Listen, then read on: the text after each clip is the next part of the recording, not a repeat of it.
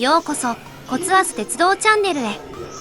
JR 東日本では現在横須賀線総武快速線向けに新型車両のスカレンジ君を導入中であり、これが2024年度末をもって完了となる見込みです。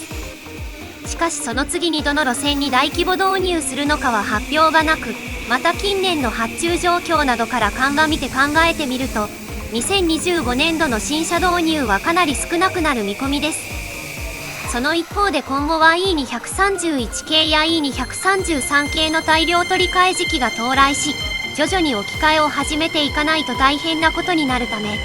そろそろ徐々にどこかの線区へ大量導入が始まらないと、車両導入の平準化に伴う子会社の総合車両製作所の業務量や車両取り替え予算をある程度平準化しなければいかない点、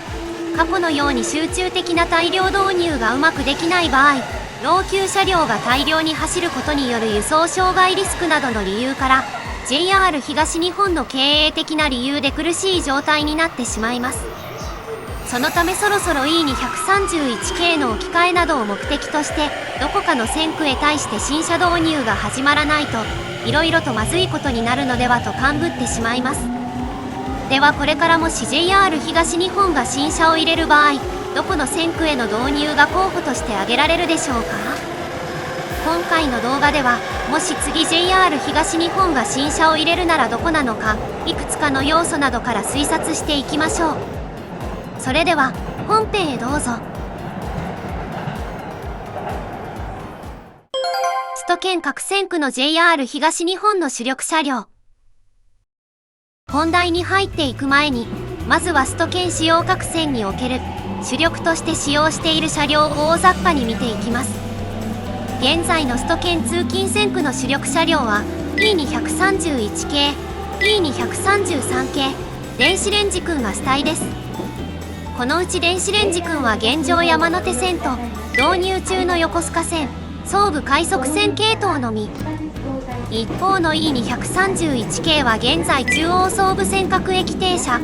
中央総武線各駅停車と東京メトロ東西線の直通運行系統、常磐線快速電車、武蔵野線、八高線が主力で走っている路線系統であり、E233 系は中央線快速電車、京浜東北線、常磐線各駅停車と東京メトロ千代田線、小田急線の直通系統、京葉線、埼京線、横浜線、南武線が主力で走っている路線系統です。なおこのうちの八高線と武蔵野線については、より古い209系と共存して使用されている路線となっており、209系はこのほか房総半島各線区でも多数走っているほか、E233 系が主軸の京葉線でも1編成だけ500番台ラストナンバーの京葉34編成が引き続き走っております。また上野東京ライン、湘南新宿ラインが絡む路線系統の各線は E231 系と E233 系が共存して共通で使用されております。このうち古い209系や E231 系は2024年に入ってくると、そろそろ取り替えを検討するであろう時期に到来しており、今後はこれらの置き換えを進めなければなりません。また209系はもちろん E231 系の置き換えも終わると当然ですが、 E233 系の置き換えも検討をしなくてはなりません。E231 系は現在でも2476両という凄まじい数が残っており、 E233 系はより凄まじい数の3400両以上が製造されています。一方でこの段階で考慮する必要のある事柄に、無線通信型移動閉塞式保安装置であるアタックスの対応とワンマン運転対応改造をはじめとした継続使用を見越した改造。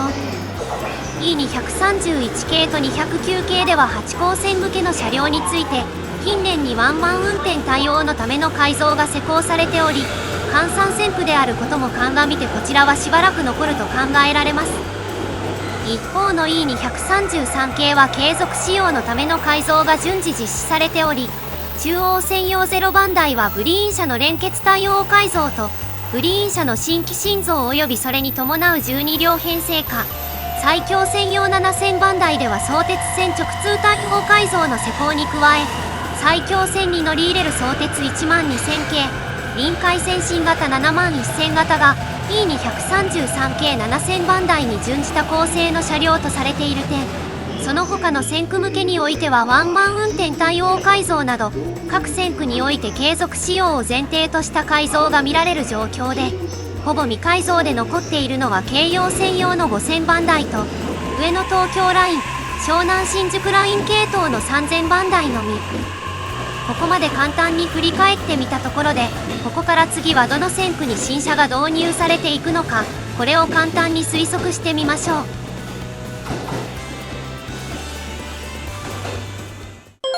京浜東北線へ導入する説。はじめに京浜東北線へ E233 系の代替として導入する案です。京浜東北線へは横須賀線、総武快速線への導入完了後、報道発表ベースで京浜東北線へ E235 系を投入する報道がなされており、COVID-19 感染症によるパンデミックが世界中で流行したこと、およびそれに伴うリモートワークの普及などといった生活様式が大きく変わることがもしなかったとすれば、JR 東日本の経営面での悪化は少なかったと考えられ、現在京浜東北線へ E235 系の投入が進み始めていると考えられます。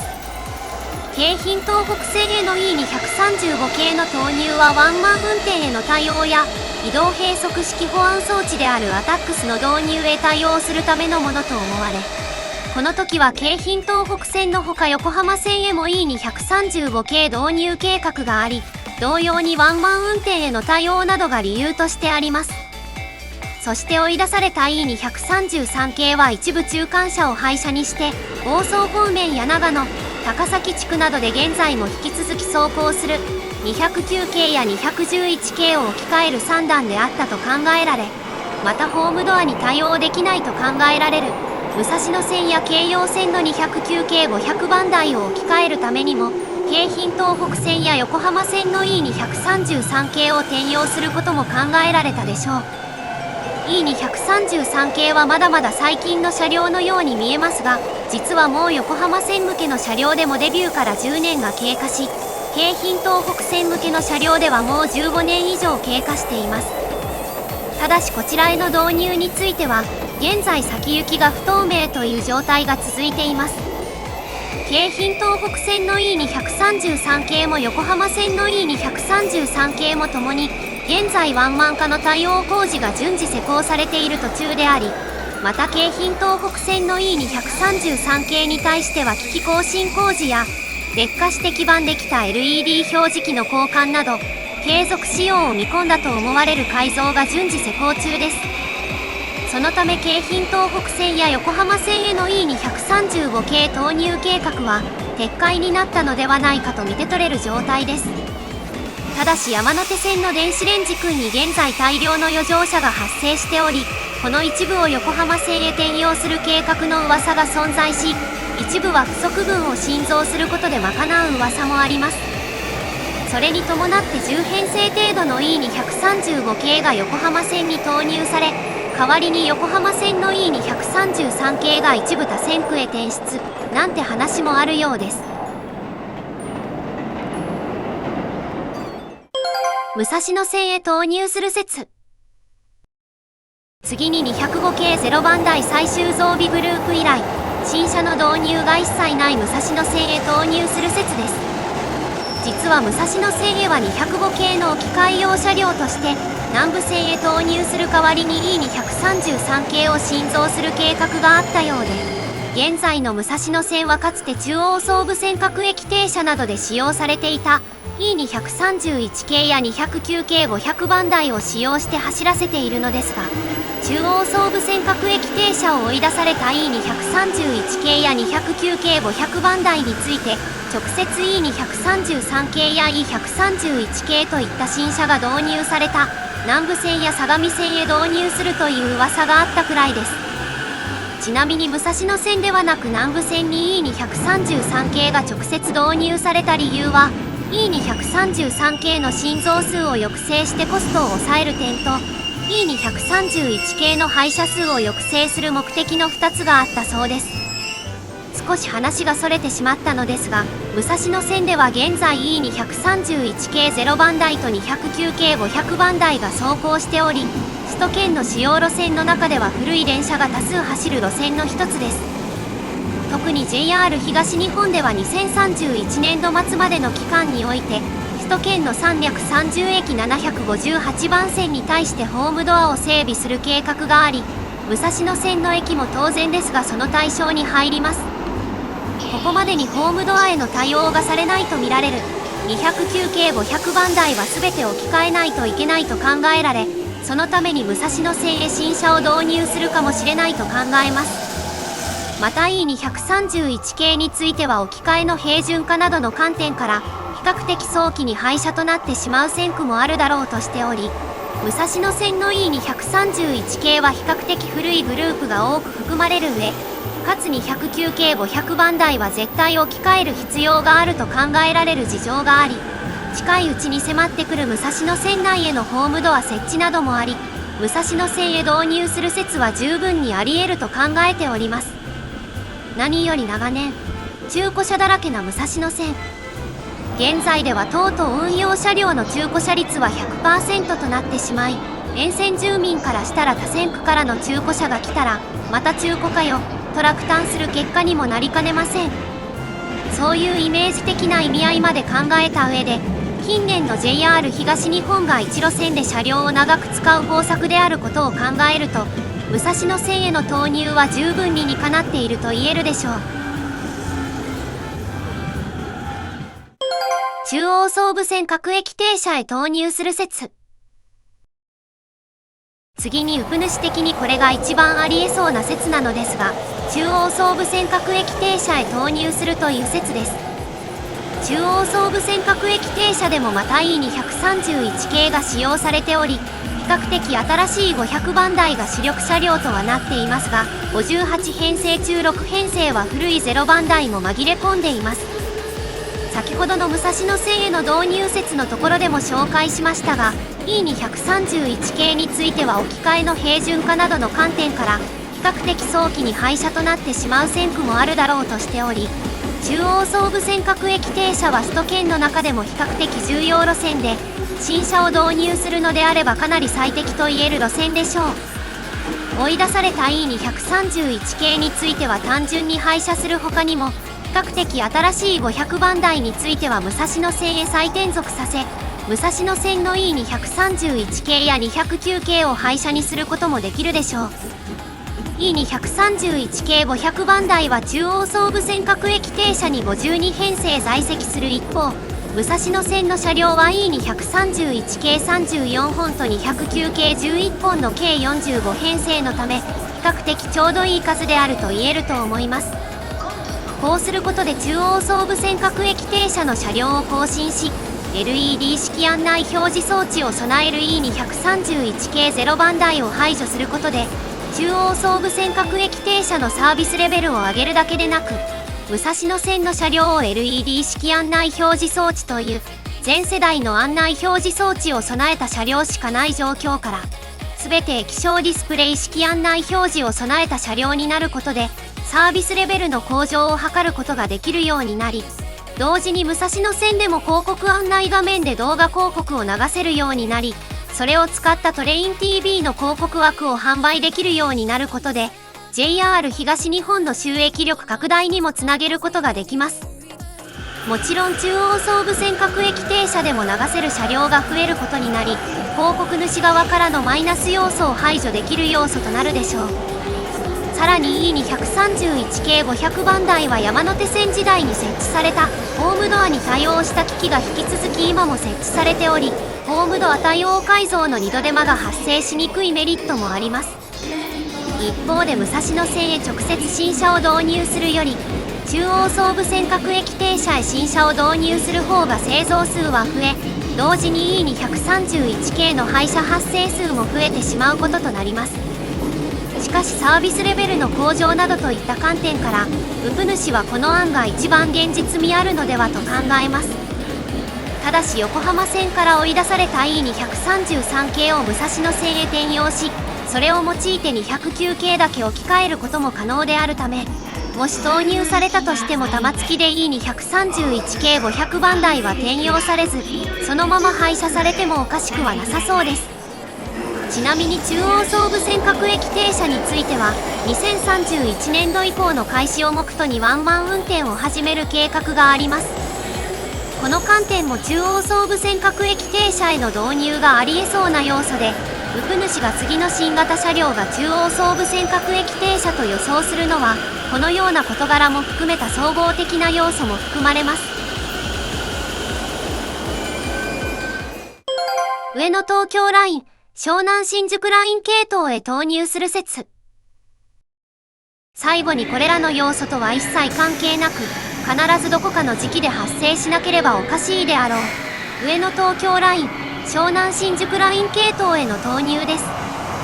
JR 東日本では羽田空港アクセス線の建設を進めており、2031年度に田町駅近くの分離線から羽田空港まで向かう東山手ルートの開業を実現させる予定で動いております。そこでこのタイミングで新しい新車を導入の上で、ゆくゆくは上野東京ライン、湘南新宿ライン系統の車両について、現在の E231 系1000番台と E233 系3000番台の併用から、最終的にはこれらに車種を全て置き換えた上で、新車に統一するのではないかという噂が立っております。その理由としては羽田空港アクセス線の開業に際し、必要編成数の増加が求められるようになることに加え、この路線に乗り入れてくる E231 系1000番台だけでなく、常磐線から乗り入れてくる E231 系0番台も代替時期となり、これらをまとめて取り替えるにはちょうどいいタイミングだからというような事柄も関連するのではないかと思います。ただし E231 系1000番台と E233 系3000番台、それに常磐線仕様の E231 系0番台の3種類合わせるとかなりの大所帯となるのもまた現実。それに E231 系1000番台はホームドア対応改造などしばらく継続使用をするという様子も伺えることから、置き換え順としてはまず真っ先に E233 系3000番台を置き換えられた E233 系3000番台は車齢も若いことから、グリーン車を含む一部の中間車を脱車した上で廃車し、単編成化の改造と機器更新工事などの改造を実施した後に、国鉄型の211系が残る長野地区や高崎地区をはじめとしたまとまった数が必要な地方線区へ転出すると考えます。またこれと並行してホームドアへの対応に関連した扉の位置をできる限り統一するという目的のために、グリーン車を組み込んでいない常磐線の E231 系0番台も置き換え、ホームドア対応改造など継続使用のための改造が実施されている E231 系1000番台はそれらの置き換えが完了した後に少しずつ段階的に置き換えていくものと考えます。とりあえずウプ主個人的なこととしてこれは確実だと思うのは、羽田空港アクセス線の開業に伴って新車が導入されること。また近年 JR 東日本と JR 西日本が在来線分野の提携を組み、主電動機や台車などをはじめとした一部部品の共通化を発表しました。これが JR 東日本ではこの羽田空港アクセス線絡みの新車、 JR 西日本ではなにわ筋線の開業に合わせて登場する新車から順次適用していくのではないのかと噂されています。ちなみに偶然にも羽田空港アクセス線、なにわ筋線ともにその開業年度は2031年度の予定。どちらも延期する可能性は十分にありえますし、この仕様を共通化した新車が次の JR 東日本の新車になることも下手したら十分にあり得ると言えるのではないかと思います。ただし開発期間や導入時期などの問題などもあり、上野東京ライン、湘南新宿ライン系統に投入する前にどこか他の路線へ新車を導入する可能性もあるかと思っています。いかがだったでしょうか。近年 JR 東日本の経営は回復基調といえ、パンデミックの影響による利用者減少の煽りなどを受けて車両の導入計画についても抑制傾向となっています。一方で子会社に鉄道車両製造を主な事業とする総合車両製作所を2012年以降抱えていることもあり、J トレックの稼働数を保つという役割も果たさなければいけません。そのため JR 東日本自体も厳しい経営状況ではあるものの、近いうちに車両置き換えの平準化目的なども含めてどこかしらの線区への新車導入は確実に必要となります。一方で当面は大規模な新車導入予定がないのか、次の大規模導入線区はどこになるかはまだ一般の情報では分からず、 JR 東日本のプレスリリースでの発表が答え合わせとなります。おそらく仙石線向けの E131 系や臨海線の7万1000型など地方線区や他の鉄道会社向けの車両を少し挟んだ後に首都圏 JR 主要路線向けの車両が出るのではと考えられます。果たして次回の大規模導入は一体どこの線区になるのでしょうか。皆様は JR 東日本の主要路線向けの新車、次はどこに投入されると思いますか？よかったらコメント欄などで教えてください。この動画が参考になった、良かったと思った方はぜひ評価ボタン、コメントをお願いします。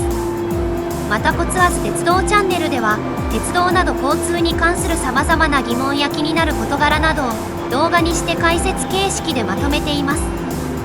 チャンネル登録をしていただくと最新の動画がいち早くご覧できますので、ぜひよろしくお願いします。それではご視聴ありがとうございました。